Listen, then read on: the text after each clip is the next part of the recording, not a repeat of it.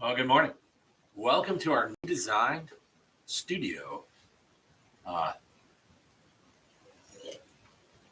got some new things going on, testing some new things, obviously. Um, Hopefully, we'll get the same quality, same sound, but it's going to open the door for podcasts or more Bible studies that we do online. And as you can see, second microphone. We'll be doing some interviews with people and some studies on things that require opportunities for two people to come together. So kind of excited about all of this that is going on. Kind of exciting week, obviously. We're in Thanksgiving week. I'm recording this a little bit early because tomorrow is my mom's surgery. So I'm going to be going there and instead of Wednesday doing this. And so I'm, kind of recording this on a Tuesday. We'll still drop tomorrow, but you'll be able to check it out.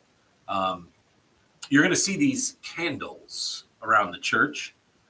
This one's called Iced Ginger Snap, and you're going to get an email if you're following with the church at all.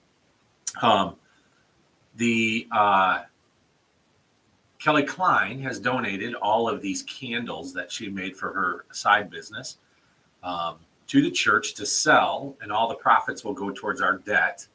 And so we're making a big push for Seeds of Faith to pay off our debt. And so this is one of the ways you can do that. They're really good smelling candles. Surprised there's any left after my wife bought some. But they're only $5 a piece, and they last a long time. They're really good candles, and so if you're interested in that, they're in the fellowship hall of the church. You can stop by during the week, or you can come by on Sunday during coffee hour and buy them. But all the money, every single penny goes towards paying off our debt, so it's always a good deal to help out the church. And I hope and I pray that all of you have a wonderful Thanksgiving. Thanksgiving is still America's favorite holiday. As I said on Sunday, it's a religious holiday. The idea of being thankful is actually a religious principle, started in the Bible and pushed as a lifestyle in the Bible for every believer. So hopefully you'll enjoy your wonderful day with your family and friends, or meal, or whatever. Maybe it's just a day of rest. I know not everyone has family, not everyone has people they get together with, but whoever you get together with, or even if you're alone, you have a reason to be thankful. The Bible says in Leviticus, why would a living man complain? Well, he gave us life. So we've been in Exodus, and we have been slogging through the laws. After the children of Israel get to the mountain, Moses gets the 10 Commandments. He also gets the rest of the law from God. He didn't just get the 10 Commandments. He got the complete book of law, which will be the book of Leviticus. And they're kind of slogging through some of it right now, explaining how their behavior should be, how they should be acting with each other and acting with each other. And so we see this breakout as they continue. And we left off at Exodus 25 and verse 9. And it says, according to all that I am going to show you, as the pattern of the tabernacle and the pattern of all its furniture, just so you shall construct it. So now he's giving them the exact way that God wants the tabernacle to be made. Now, if you're unfamiliar with the tabernacle, it is, as they're wandering, it is the way God decides to rest with them. As you know, since they left Egypt, he has been a cloud of by day and a cloud of fire, pillar of fire by night, cloud during the day. He has led them. Now he is saying, I will reside with you, but I want to reside with you in a tabernacle. But he has a design that he wants it to be made. So in verse 10, it says, they shall construct an ark of acacia wood, which 2.5 cubits long and 1.5 cubits wide and 1.5 cubits high.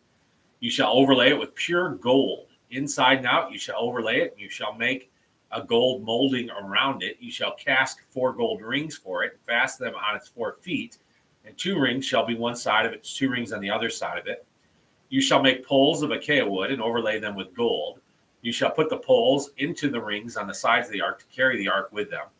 The poles shall remain in the rings of the ark. They shall not be removed from it. You shall put it into the ark, the testimony which I shall give you. You shall make a mercy seat of pure gold and 2.5 cubits long and 1.5 cubits wide. You shall make 2 cherubim of gold. Make them of hammered work at the two ends of the mercy seat. Make one cherub at one end and one cherub at the other end. You shall make the cherubim of one piece with the mercy seat at its two ends. The cherubim shall have their wings spread upward, covering the mercy seat with their wings and facing one another. The faces of the cherubim are to be turned towards the mercy seat. You shall put the mercy seat at the top of the ark, and the ark shall be put the testimony which I will give you.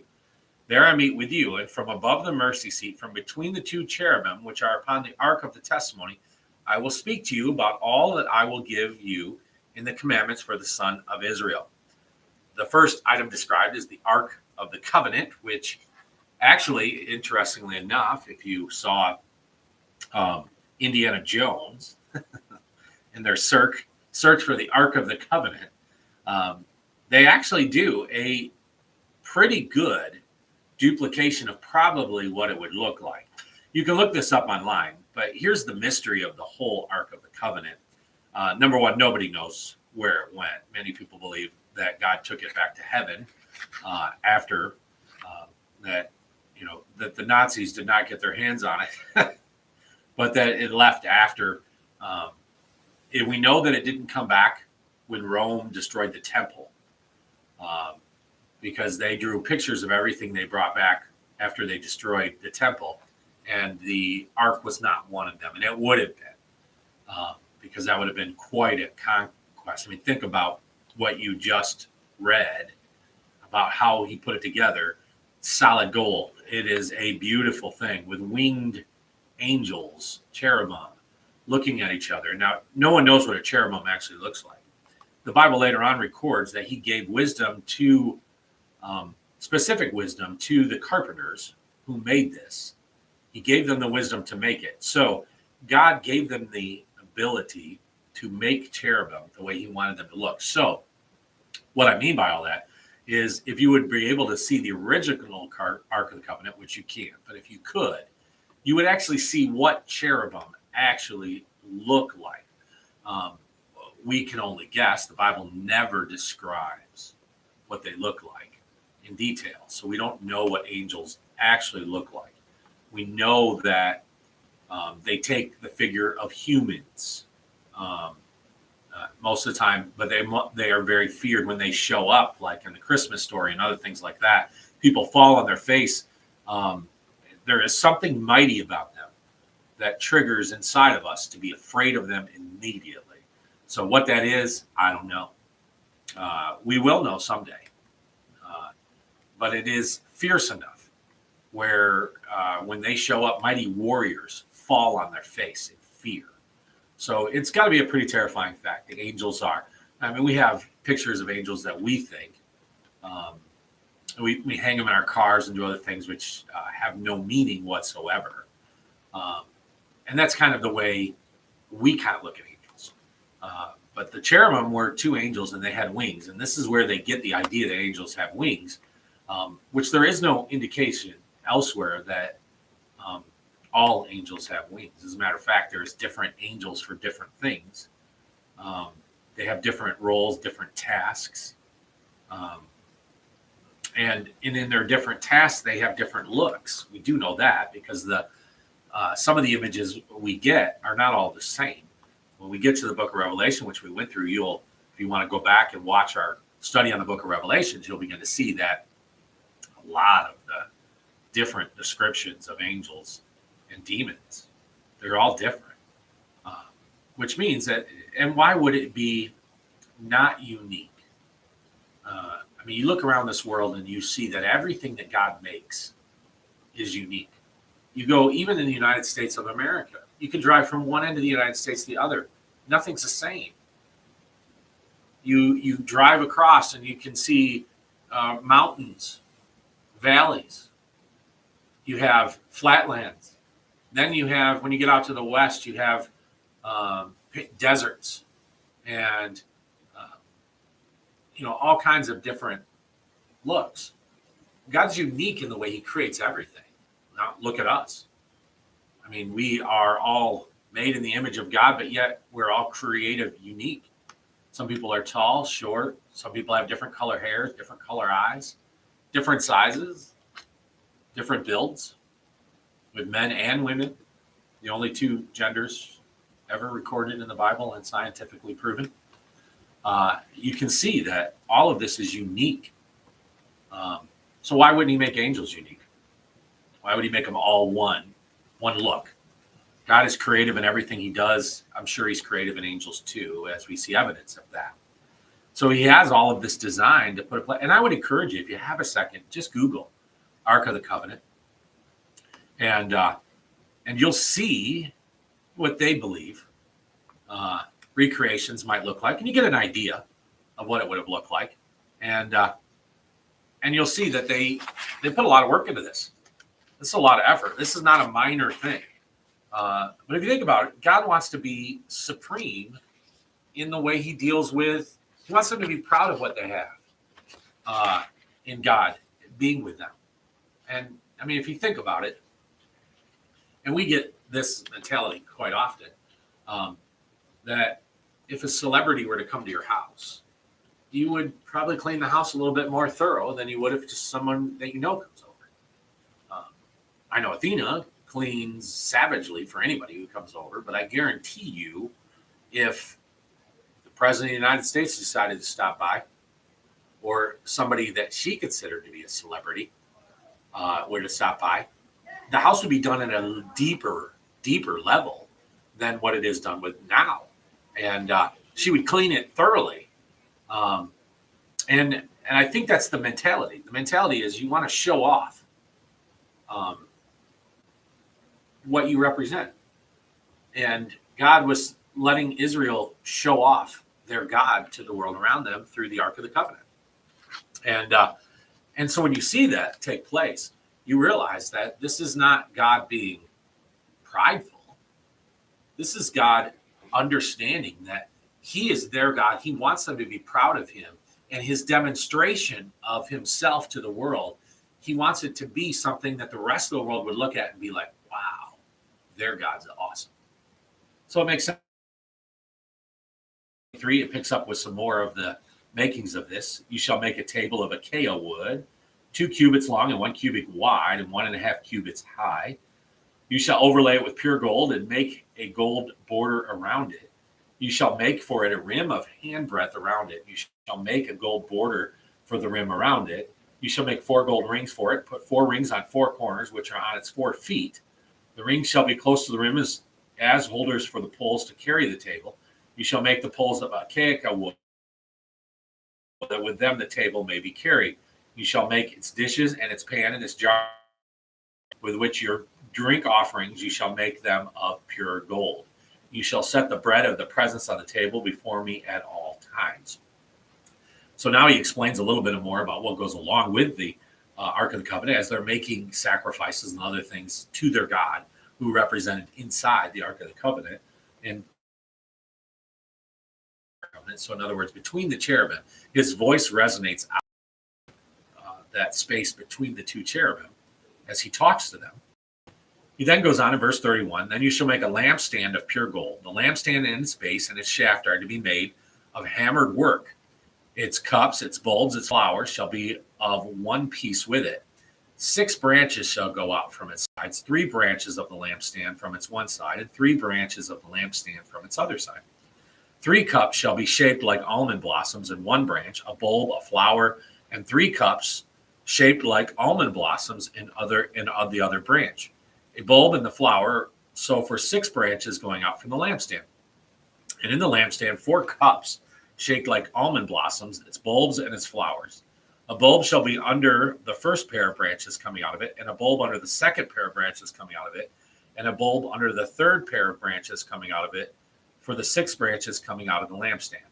Their bulbs and their branches shall be of one piece with it. All of it shall be one piece of hammered work of pure gold. Then you shall make its lamps 7 in number, and they shall mount its lamps so as to shed light on the space in front of it. Its snuffers and their trays shall be of pure gold. It shall be made from a talent of pure gold with all these utensils. See that you make them after the pattern for them, which was shown to you on the mountain. So basically, it's more description of what he would like to make along this whole way. But it's interesting. find interesting the whole idea of the pure gold mentality. Somebody raised a question the other day, I don't know who it was, but they said, why is gold so important in the Bible? It's just another product, right? And you wonder, why did gold become so prominent that still to this day, we kind of covet gold? I mean, reading in history, you find these gold rushes that took place in the United States of America, where people gave up everything to go try to find their fortune in gold. Gold has a draw that is unparalleled. You realize whole civilizations have been wiped out because they thought they had gold. I mean, conquistadors showed up in America, and then in South America especially, showed up because they believed there were cities of gold.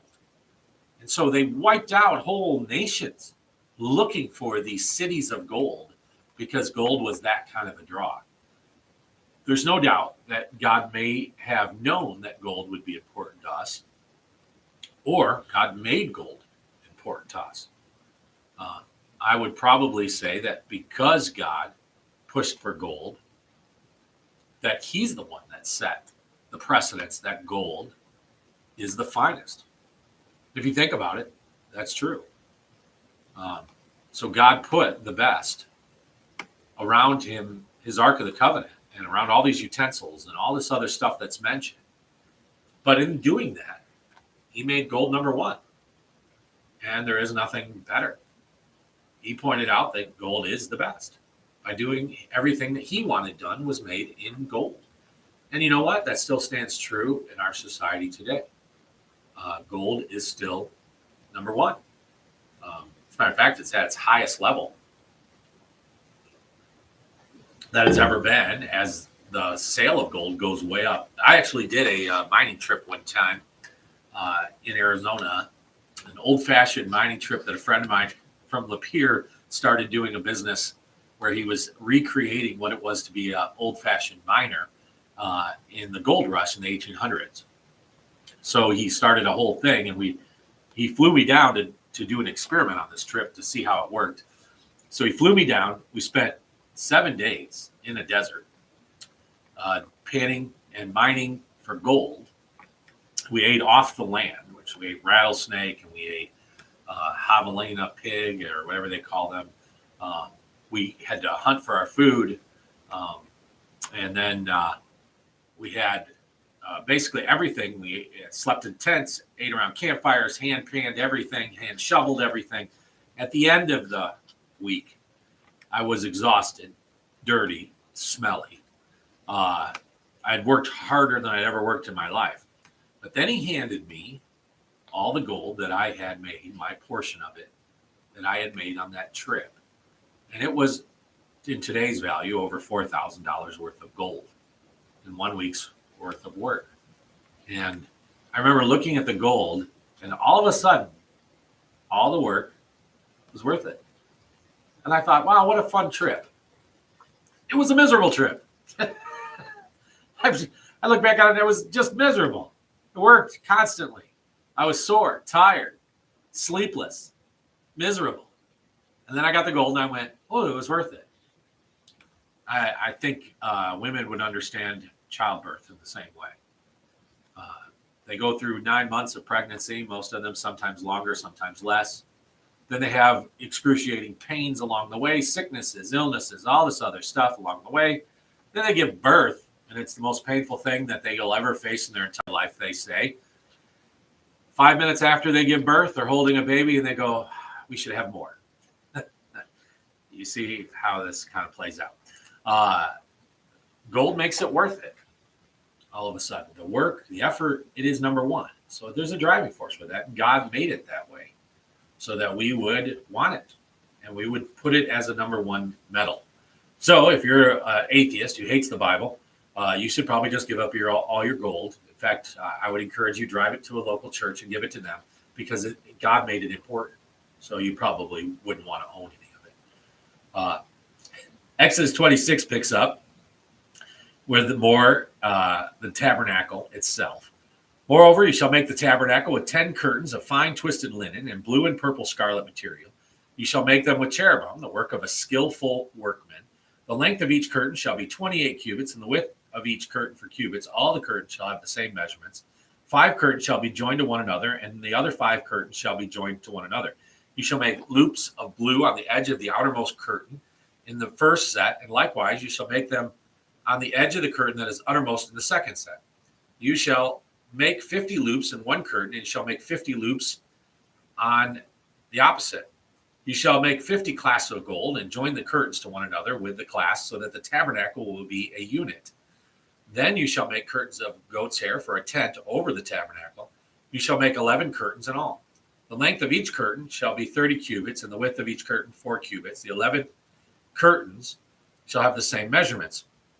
You shall join 5 curtains by themselves, and the other 6 curtains by themselves. You shall make double over the 6th curtain at the front of the tent.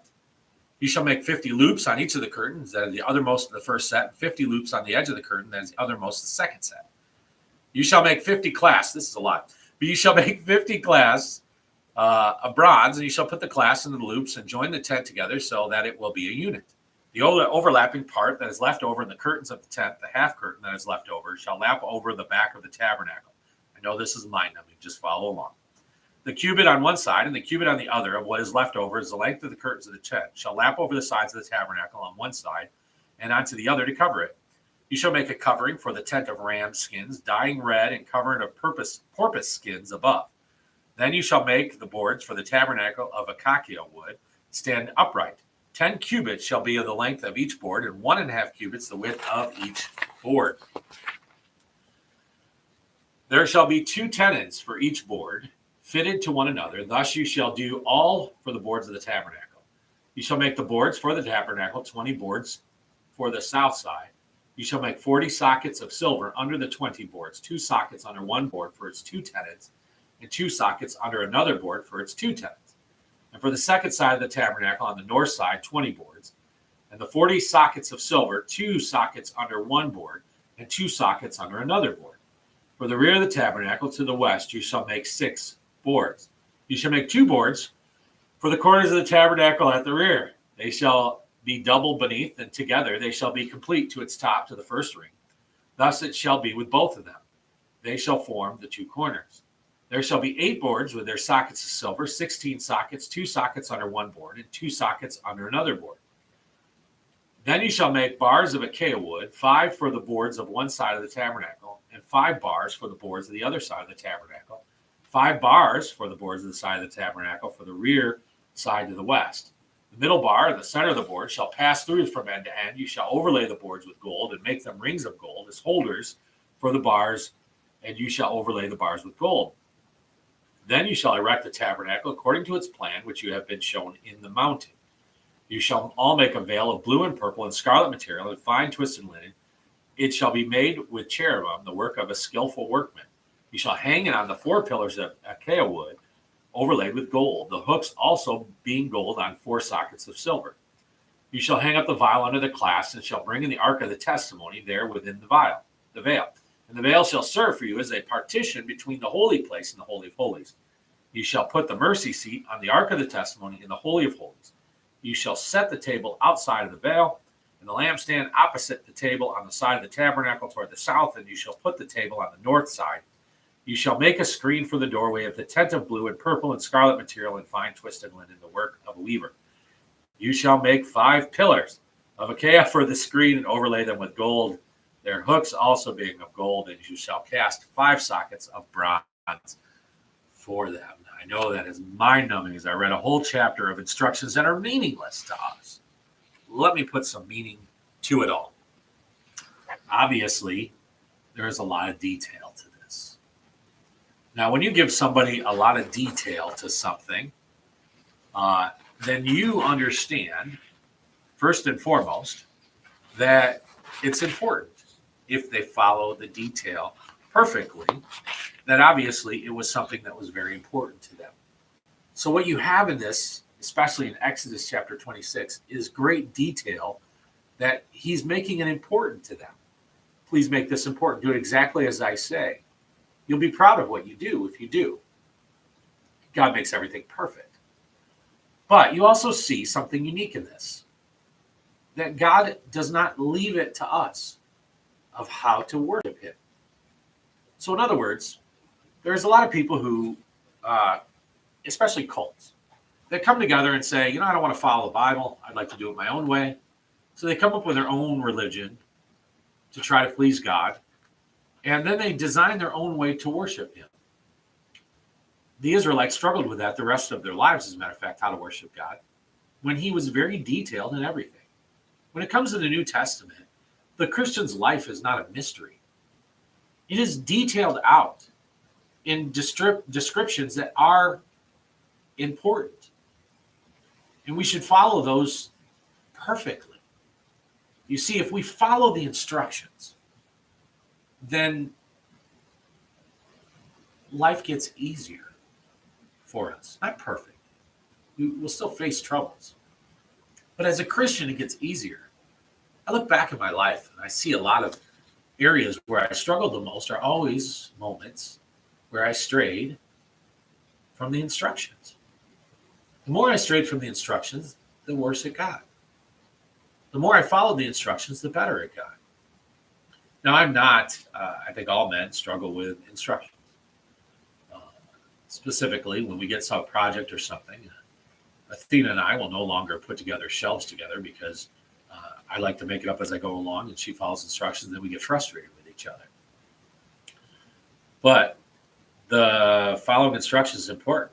I just put this new camera together for this new podcast studio and the first thing I did, because I know nothing about it, was read the instructions.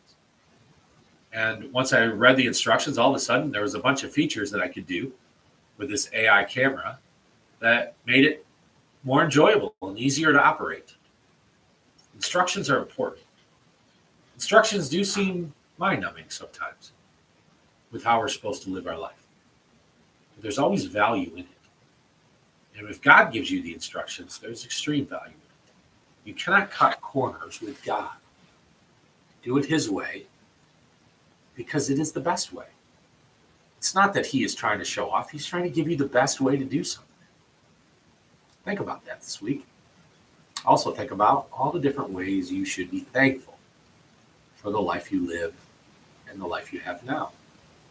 And spend some moment being thankful.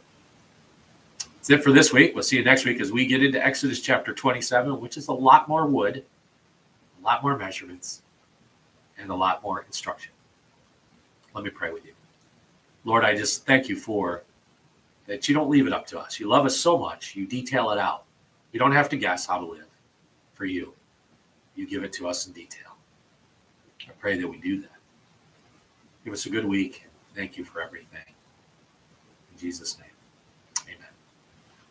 Well, I hope you have a wonderful Thanksgiving and a very happy Thanksgiving, a joyful time. Don't forget about the candles in the fellowship hall, and we will see you on Sunday.